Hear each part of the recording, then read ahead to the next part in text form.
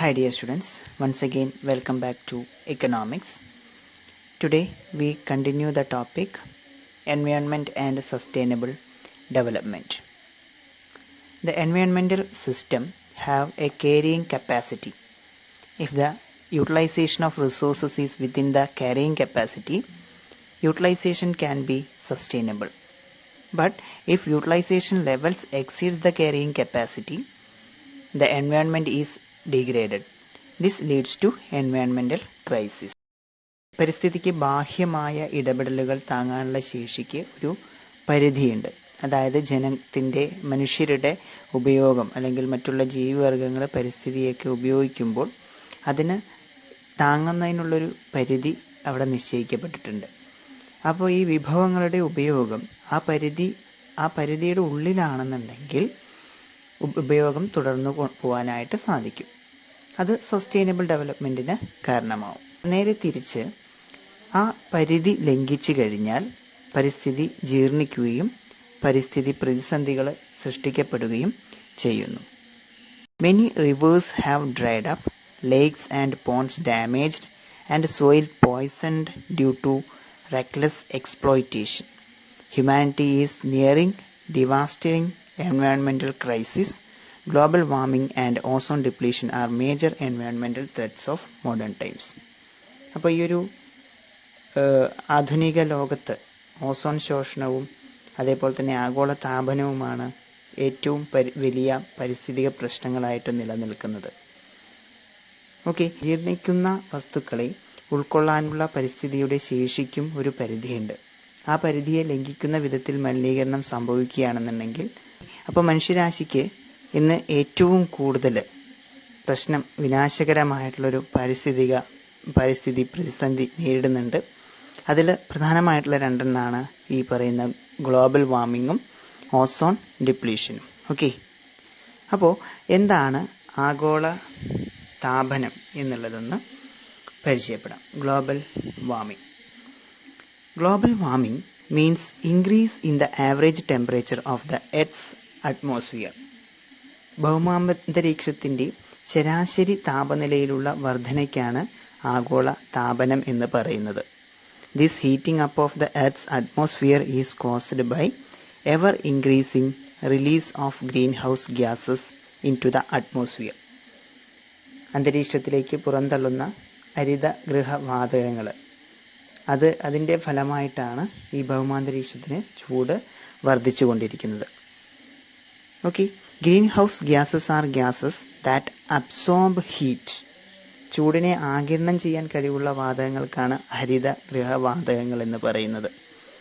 Release of green house gases like carbon dioxide, methane etcetera are mainly caused by burning of fossil fuels like coal, petroleum, animal dung etcetera. അപ്പോൾ ഈ green house ഹരിതഗൃഹ വാതകങ്ങളിൽ ഉൾപ്പെട്ട carbon dye oxide, methane തുടങ്ങിയിട്ടുള്ള വാതകങ്ങൾ ഇവ പുറന്തള്ളുന്നതിനുള്ള പ്രധാനമായിട്ടുള്ള അന്തരീക്ഷത്തിലെത്തുന്നതിൻ്റെ പ്രധാന കാരണങ്ങൾ എന്ന് പറയുന്നത് കൽക്കരി, പെട്രോളിയം തുടങ്ങിയ കുഴിച്ചെടുക്കുന്ന ഇന്ധനങ്ങൾ കത്തിക്കുന്നത് മൂലവും ചാണകം പോലുള്ള ജൈവവസ്തുക്കൾ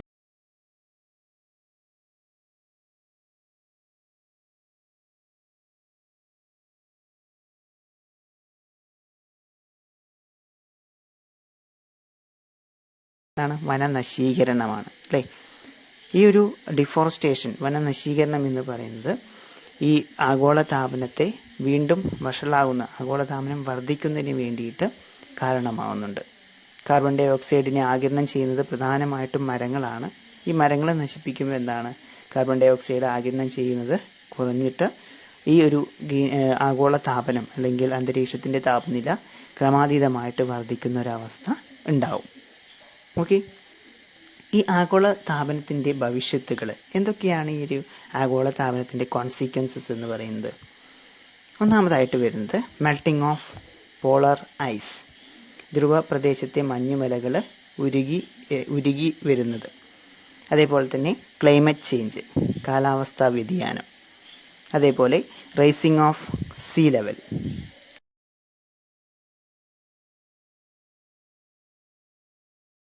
തീരപ്രദേശങ്ങളിൽ വെള്ളത്തിൽ മുങ്ങിപ്പോകുന്ന ഒരവസ്ഥ. അതേപോലെ സ്കേഴ്സിറ്റി ഓഫ് ഡ്രിങ്കിങ് വാട്ടർ, കുടിവെള്ള വിതരണത്തിന്റെ ദൗർലഭ്യം ഉണ്ടാവുന്നു. പിന്നെ എക്സ്റ്റെൻഷൻ ഓഫ് മെനി സ്പീഷീസ്, പല ജീവജാലങ്ങളും വംശനാശ ഭീഷണി നേരിടുന്ന അവസ്ഥ ഉണ്ടാവും. ഡ്രോട്ട് ആൻഡ് ഫാമിൻ, വരൾച്ചയും പട്ടിണിയും. പോസിബിലിറ്റി ഓഫ് ട്രോപ്പിക്കൽ സ്റ്റോംസ്, അതിരൂക്ഷമായ കൊടുങ്കാറ്റുകൾ ഉണ്ടാവും. ദെൻ ട്രോപ്പിക്കൽ ഡിസീസസ്, ഉഷ്ണമേഖലാ രോഗങ്ങൾ വർദ്ധിച്ചേക്കും. ഓക്കെ, അപ്പോൾ ഇതൊക്കെയാണ് പ്രധാനമായിട്ടും ഈ ഒരു ഗ്ലോബൽ വാർമിങ്ങിൻ്റെ ആഫ്റ്റർ എഫക്ട്സ് ഓർ കോൺസിക്വൻസസ് ആയിട്ട് പറയുന്നത്. സോ ഇത് കൃത്യമായിട്ട് ഓർത്ത് വയ്ക്കുക. Then next is ozone depletion. Okay, ozone depletion എന്ന് പറഞ്ഞു കഴിഞ്ഞാൽ എന്താന്ന് പറഞ്ഞു? ഓസോൺ ശോഷണമാണ് പറഞ്ഞത് അല്ലേ. Ozone layer is a layer in the atmosphere about 12 miles from the earth's surface. Okay, ഭൂമിയുടെ ഉപരിതലത്തിൽ നിന്ന് ഏതാണ്ട് 12 നാഴിക ഉയരത്തിൽ ഭൂമിക്കൊരു ആവരണം പോലെ സ്ഥിതി ചെയ്യുന്നതാണ് ഓസോൺ പാളി എന്ന് പറയുന്നത്. This layer contains plenty of ozone. Ozone layer prevents the sun's harmful ultraviolet light from entering the earth's atmosphere. Okay, സൂര്യരശ്മിയിലുള്ള അൾട്രാവയലറ്റ് രശ്മികൾ ഭൂമിയിലെത്താതെ തടഞ്ഞ് നിർത്തുന്നത് ഈ ഓസോൺ പാളിയാണ്. Okay, ozone layer therefore is a protective layer. ഭൂമിയെ സംരക്ഷിച്ചു നിർത്തുന്ന ഒരു പാളിയാണ് ഓസോൺ ലെയർ എന്ന് പറയുന്നത്. This layer is now getting damaged by high levels of chlorine and other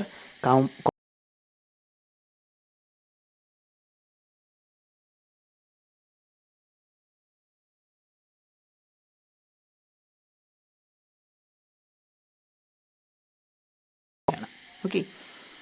so നമ്മളുടെ എയർ കണ്ടീഷണർ, റെഫ്രിജറേറ്റർ, സ്പ്രേ തുടങ്ങിയവയിൽ ഉപയോഗിക്കുന്ന ക്ലോറോ ഫ്ലൂറോ കാർബണുകൾ CFCs അന്തരീക്ഷത്തിലെത്തിയിട്ട് ഓസോണിനെ നശിപ്പിക്കുന്നതിന് കാരണമാവുന്നുണ്ട്.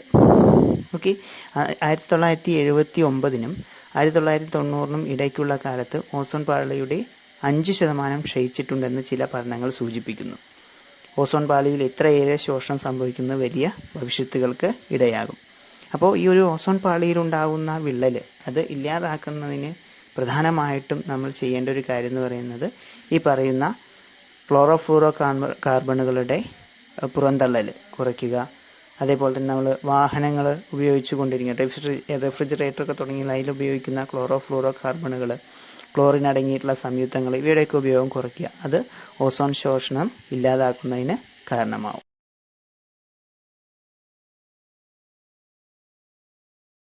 ഫലമായിട്ട് അല്ലെങ്കിൽ ഓസോൺ സൃഷ്ടിച്ചു വരുമ്പോൾ അൾട്രാവയലറ്റ് രശ്മികളിൽ ഭൂമിയുടെ അന്തരീക്ഷത്തിൽ എത്തുകയും അതിൻ്റെ ഫലമായിട്ട് എന്തൊക്കെ സംഭവിക്കുന്നു? സൂക്ഷ്മജീവികൾക്ക് നാശം സംഭവിക്കും. അതേപോലെ തന്നെ ചർമ്മ അർബുദം പിടിപെടും. ജലജീവികൾക്ക് നാശം സംഭവിക്കും അല്ലേ. ഇതൊക്കെ ഈ ഒരു ഓസോൺ ശോഷണത്തിൻ്റെ ഫലമായിട്ട് ഈ അൾട്രാവയലറ്റ് രശ്മികൾ ഏറ്റാൽ ഉണ്ടാകുന്ന പ്രത്യാഘാതങ്ങളാണ്. Okay, then environmental issues. Okay,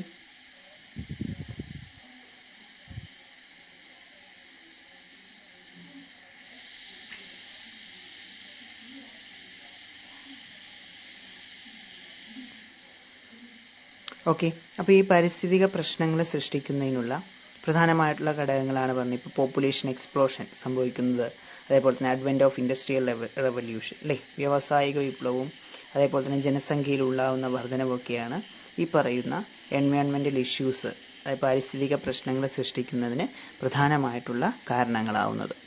okay, industrialisation, population explosion and എൻവയോൺമെന്റൽ damage. Human civilisation is around 10,000 years old, but environmental problems are recent phenomenon. Till 18th century, the global economy was an agrarian economy. In 18th century, the industrial revolution broke out, leading to a wave of industrialization. A large variety of industrial products were produced for human consumption. This phenomenal explosion in production and consumption is causing extensive exploitation of earth resources. Okay.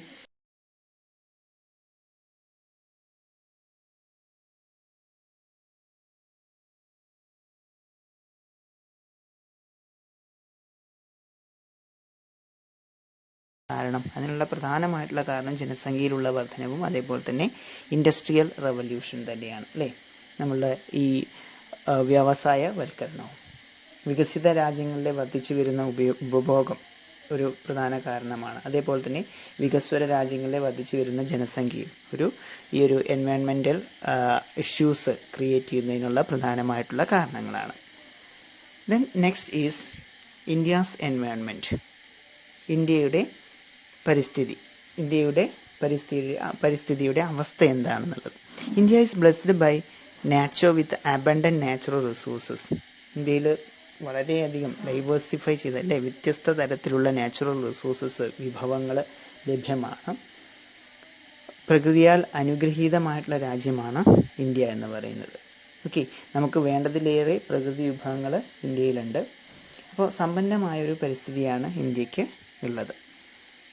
Then അതിൽ പ്രധാനമായിട്ടും പറയുന്നത് നൂറുകണക്കിന് നദികളുണ്ട്. Then അതേപോലെ തന്നെ ഇടതൂർന്ന് വളരുന്ന വനങ്ങൾ, ധാരാളം ധാതു വിഭവങ്ങൾ, സുദീർഘമായ കടൽ തീരങ്ങൾ, അനേകം മലനിരകൾ, സമ്പുഷ്ടമായ മണ്ണ്, ജൈവ വൈവിധ്യത്താൽ അനുഗ്രഹീതമായിട്ടുള്ള ഒരു ഭൂമി, ഇതൊക്കെ എന്താണ് ഇന്ത്യയുടെ പ്രത്യേകതയാണ്. ഓക്കെ, ദെൻ ഇന്ത്യയുടെ നമുക്കുള്ള പ്രകൃതി വിഭവങ്ങൾക്ക് അറ്റമില്ല എന്ന് തന്നെ പറയാൻ പറ്റും. ലോകത്തിലെ ഇരുമ്പയിൽ നിക്ഷേപത്തിൽ 20% ഇന്ത്യയിലാണ് സ്ഥിതി ചെയ്യുന്നത്. ബോക്സൈറ്റ്, ചെമ്പ്, ക്രോമൈറ്റ്, ഈയം, മാംഗനീസ്, സിങ്ക്, സ്വർണം തുടങ്ങിയ ധാതുക്കളും ഇവിടെ ഉണ്ട്. ഡെക്കാൻ പീഠഭൂമിയിലെ കറുത്ത മണ്ണ് പരുത്തി കൃഷിക്ക് ഏറ്റവും അനുയോജ്യമായതാണ്. ലോകത്തിലെ ഏറ്റവും ഫലപുഷ്ടമായ മേഖലകളിൽ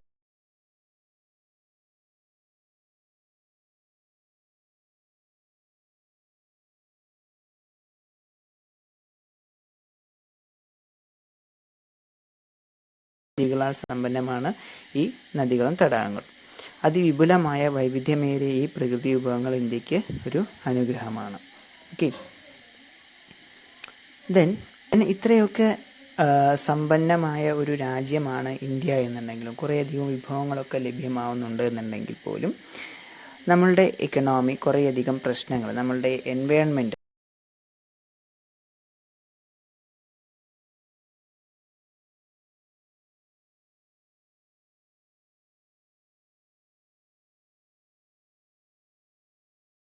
പ്രശ്നങ്ങൾ ഇന്ന് ഇന്ത്യ നേരിടുന്നുണ്ട്. ഇപ്പോൾ മുൻഗണന നൽകി പരിഹരിക്കേണ്ട ചില പ്രശ്നങ്ങൾ ഗവൺമെന്റും പരിസ്ഥിതി സംരക്ഷണ രംഗത്ത് പ്രവർത്തിക്കുന്ന സംഘടനകളും കണ്ടെത്തിയിട്ടുണ്ട്. അവ ഏതൊക്കെയാണെന്ന് ചോദിച്ചു കഴിഞ്ഞാൽ, ഒന്നാമതായിട്ട് വരുന്നത് ലാൻഡ് ഡീഗ്രഡേഷൻ, മണ്ണിനുണ്ടാകുന്ന അപചയം. ദെൻ ബയോഡൈവേഴ്സിറ്റി ലോസ്, ജൈവ വൈവിധ്യത്തിനേൽക്കുന്ന അപചയം. ദെൻ പിന്നെ വരുന്ന ഒന്നാണ് വായു മലിനീകരണം, എയർ പൊല്യൂഷൻ. ദെൻ ജലമലിനീകരണം, മാനേജ്മെന്റ് ഓഫ് ഫ്രഷ് വാട്ടർ എന്ന് പറയുന്നത്. ദെൻ പാഴ്വസ്തുക്കൾ സൃഷ്ടിക്കുന്ന മലിനീകരണം, സോളിഡ് വേസ്റ്റ് മാനേജ്മെന്റ്. അപ്പോൾ ഇതൊക്കെയാണ് പ്രധാനമായിട്ടും മുൻതൂക്കം നൽകിയിട്ട് പരിഹരിക്കേണ്ടുന്ന കാര്യങ്ങൾ എന്ന് പറയുന്നത്. ഓക്കെ, സോ ആദ്യമായിട്ട് മണ്ണിന്റെ അപചയം. എങ്ങനെയാണ് ഈ മണ്ണിന്റെ അപചയം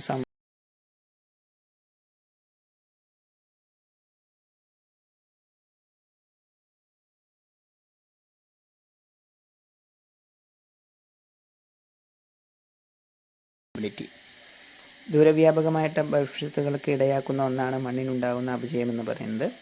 യഥാസമയം തടയിടാത്ത പക്ഷം അത് നമ്മുടെ ഭക്ഷ്യോൽപാദനത്തെയും ഭക്ഷ്യ ലഭ്യതയെയും ഒക്കെ അത് ബാധിക്കും. ഓക്കെ, മണ്ണിന് അപചയം ഉണ്ടാകുന്നതിനുള്ള പ്രധാനമായിട്ടുള്ള കാരണങ്ങൾ എന്ന് പറയുന്നത് ഡിഫോറസ്റ്റേഷൻ, വനനശീകരണം, അതേപോലെ തന്നെ extraction of wood for fuel and fodder for cattle beyond sustainable levels. വനങ്ങൾക്ക് താങ്ങാവുന്നതിലേറെ മരങ്ങൾ ഇന്ധനാവശ്യത്തിനായും കന്നുകാലികൾക്ക് തീറ്റയ്ക്കായിട്ടും മുറിച്ചെടുക്കുന്നത്. then അതേപോലെ തന്നെ ഷിഫ്റ്റിംഗ് കൾട്ടിവേഷൻ, പുനം കൃഷി, അതേപോലെ തന്നെ മറ്റുള്ള കൃഷികളിലേക്ക് മാറുന്നത്. വനത്തിന്റെ ഒരു ഭാഗത്ത് തീയിട്ട് നശിപ്പിച്ച് അവിടെ കൃഷി ഇറക്കുകയും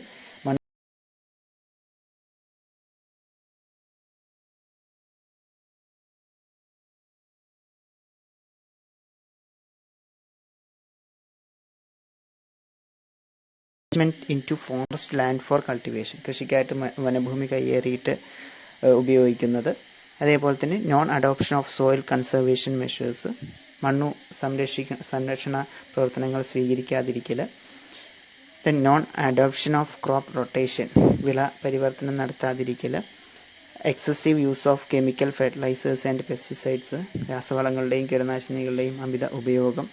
excessive exploitation of ground water, ഭൂഗർഭ ജലത്തിന്റെ അമിതമായ ഉപയോഗം, use of fertile top soil for the brick and tile making, വളക്കൂറുള്ള മേൽമണ്ണ് ഇഷ്ടിക നിർമ്മാണത്തിനും മറ്റും ഉപയോഗിക്കുക. ഇതൊക്കെ ലാൻഡ് ഡീഗ്രഡേഷന് കാരണമാകുന്ന ഘടകങ്ങളാണ്. ദെൻ ഇന്ത്യ നേരിടുന്ന മറ്റൊരു പ്രധാനമായിട്ടുള്ള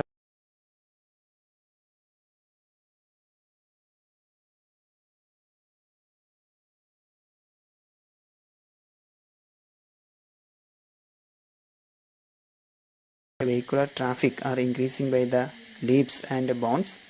This is worsening the air quality in cities. India has 53 cities with a population exceeding 1 million.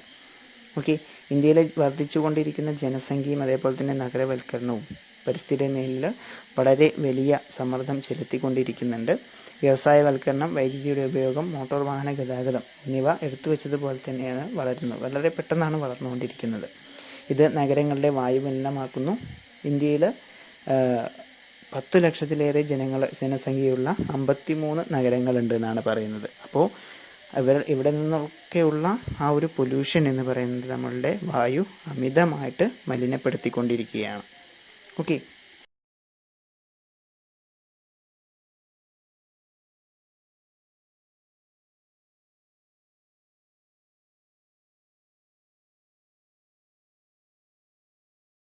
ത്തിന് കാരണമാകുന്ന ജലമലിനീകരണം കൊണ്ട് ഉണ്ടാകുന്ന അല്ലെങ്കിൽ പ്രധാനമായിട്ടും ജലമലിനീകരണത്തിന് കാരണമാകുന്ന കാരണങ്ങൾ എന്ന് പറയുന്നത് ഡൊമസ്റ്റിക് വേസ്റ്റ് വാട്ടർ, വീടുകളിൽ നിന്നുണ്ടാകുന്ന വേസ്റ്റ് വാട്ടർ, പാഴ്ജലം, അതേപോലെ തന്നെ വ്യാവസായികമായിട്ടുണ്ടാകുന്ന waste water, agricultural run off, കൃഷിഭൂമിയിൽ നിന്ന് ഒലിച്ചിറങ്ങുന്ന ഈ ഫെർട്ടിലൈസേഴ്സ് ഒക്കെ ഉപയോഗിച്ചുകൊണ്ട് ആ വെള്ളം നമ്മളുടെ തോടുകളിലൊക്കെ എത്തുമ്പോൾ ജലം മലിനമായി മാറുന്നു. ഓക്കെ, ദെൻ പിന്നെ മറ്റൊന്ന് ഇന്ത്യയിൽ ശ്രദ്ധിക്കേണ്ട മറ്റൊരു കാര്യം എന്ന് പറയുന്നത് എൻവയോൺമെന്റ് പ്രൊട്ടക്ഷൻ ആണ്. ഓക്കെ, പരിസ്ഥിതി സംരക്ഷണം. ഇന്ത്യസ് എൻവയോൺമെന്റൽ challenge is a serious one. Governments are now giving priority to protecting the environment.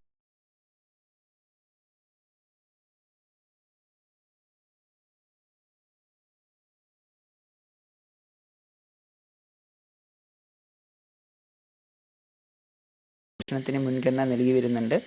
പരിസ്ഥിതി സംബന്ധമായ കാര്യങ്ങൾക്കായി ഇപ്പോൾ ഒരു കാര്യാലയം കൂടി, അതായത് ഒരു മിനിസ്ട്രി കൂടി വർക്ക് ചെയ്യുന്നുണ്ട്. ഓക്കെ, ദെൻ അതേപോലെ തന്നെ there are large number of NGOs deeply committed to environmental issues. The Chipko movement started for protecting forests in the Himalayas and Apiko movement in Karnataka are great environmental movements. They have contributed substantially to creating awareness about environmental protection.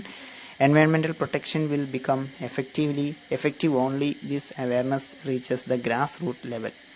Okay, ഇപ്പോൾ ഈ ചിപ്കോ പ്രസ്ഥാനം, പരിസ്ഥിതി കാടുകൾ, ഹിമാലയത്തിലെ കാടുകൾ സംരക്ഷിക്കുന്നതിനായിട്ട് കൊണ്ടുവന്നുള്ള ചിപ്കോ പ്രസ്ഥാനം, അതേപോലെ തന്നെ കർണാടകത്തിലെ അപ്പിക്കോ പ്രസ്ഥാനം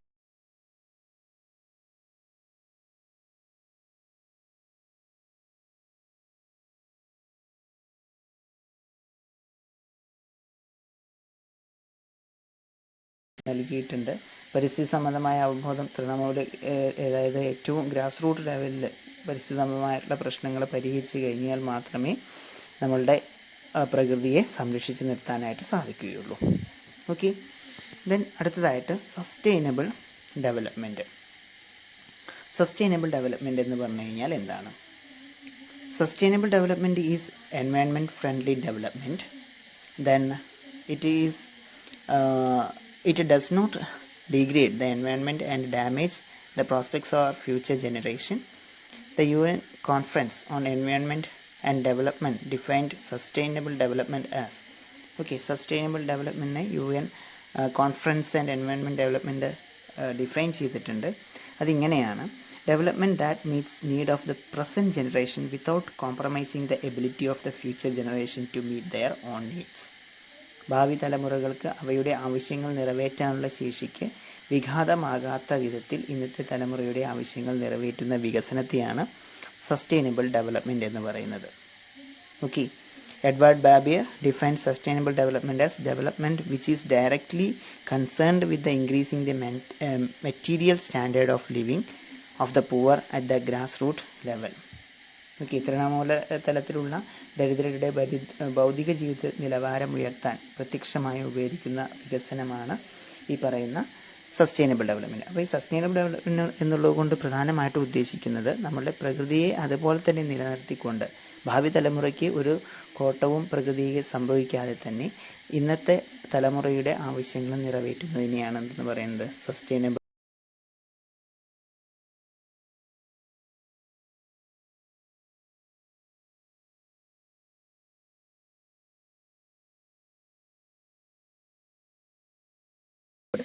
ഇത് എന്തൊക്കെയാണ് ഈ ഒരു സസ്റ്റൈനബിൾ ഡെവലപ്മെന്റിന് വേണ്ടിയിട്ട് ചെയ്യേണ്ടത്. സോ അതിൽ ഒന്നാമതായിട്ട് പറയുന്നത് ലിമിറ്റിംഗ് ദ ഹ്യൂമൻ പോപ്പുലേഷൻ, ജനസംഖ്യ പരിമിതപ്പെടുത്തുക എന്നുള്ളത് തന്നെയാണ്. This will reduce the pressure on natural resources from exploiting population. അല്ലേ, ധാരാളമായിട്ട് ഈ വിഭവങ്ങളുടെ ഉപയോഗമൊക്കെ കുറയ്ക്കാനായിട്ട് സാധിക്കും. ജനസംഖ്യാ പെരുപ്പം മൂലമുണ്ടാകുന്ന പ്രകൃതി വിഭവങ്ങളുടെ ചൂഷണം അത് കുറയ്ക്കാൻ സാധിക്കുന്നു. ദെൻ മറ്റൊരെണ്ണം adoption of input efficient technology, നിവേശങ്ങൾ തീർത്തും ഫലപ്രദമാക്കുന്ന സാങ്കേതിക വിദ്യ ഉപയോഗിക്കുക. Okay, then sustainable extraction of renewable resources, അതേപോലെ തന്നെ പുതുക്കാവുന്ന വിഭവങ്ങൾ നിലനിർത്തി resources below the rate of creation of renewable substitutes. Okay, പുതുക്കാനാകാത്ത വിഭവങ്ങളുടെ ഉപയോഗം പരിമിതപ്പെടുത്തുക. നോൺ റിന്യൂവബിൾ റിസോഴ്സ്, പെട്രോളിയം, കൽക്കരി പോലുള്ള ഉൽപ്പന്നങ്ങളുടെ ഉപയോഗം കുറയ്ക്കുക. Then correcting the inefficiencies arising from population, മലിനീകരണം മൂലം കാര്യക്ഷമതയ്ക്കുണ്ടാകുന്ന ഹാനി നികത്തുക. അപ്പം ഇത്തരം കാര്യങ്ങളൊക്കെ ചെയ്തു കഴിഞ്ഞാൽ നമ്മളുടെ പരിസ്ഥിതിയെ സസ്റ്റൈനബിൾ ഡെവലപ്മെന്റിലേക്ക് കൊണ്ടുവരാനായിട്ട്, സുസ്ഥിര വികസനത്തിലേക്ക് നയിക്കാനായിട്ട് സാധിക്കുന്നു. Okay, so these are the main strategies, അല്ലെങ്കിൽ സസ്റ്റൈനബിൾ ഡെവലപ്മെന്റ് കൊണ്ടുവരുന്നതിന് വേണ്ടിയിട്ട് ചെയ്യേണ്ട കാര്യങ്ങളാണ് പറഞ്ഞിട്ടുണ്ടായിരുന്നത്. ഓക്കെ, അപ്പം നമ്മൾ ഇന്ന് പ്രധാനമായിട്ടും പരിചയപ്പെട്ടത് പാരിസ്ഥിതിക പ്രശ്നങ്ങൾ തന്നെയാണ് അല്ലേ. അതായത് ഓസോൺ ഡിപ്ലീഷനും അതേപോലെ തന്നെ ഗ്ലോബൽ വാർമിങ്ങും പരിചയപ്പെട്ടു. അതേപോലെ തന്നെ ഇന്ത്യയുടെ എൻവയോൺമെന്റിന്റെ പ്രത്യേകതകളും പരിചയപ്പെട്ടു. Then sustainable ഡെവലപ്മെന്റും. ഓക്കെ, അപ്പോൾ ഇതുമായിട്ട് ബന്ധപ്പെട്ടിട്ടുള്ള എല്ലാ കാര്യങ്ങളും മനസ്സിലായിട്ടുണ്ടാവുമെന്ന് വിചാരിക്കുന്നു. That is all about today's class. Thank you.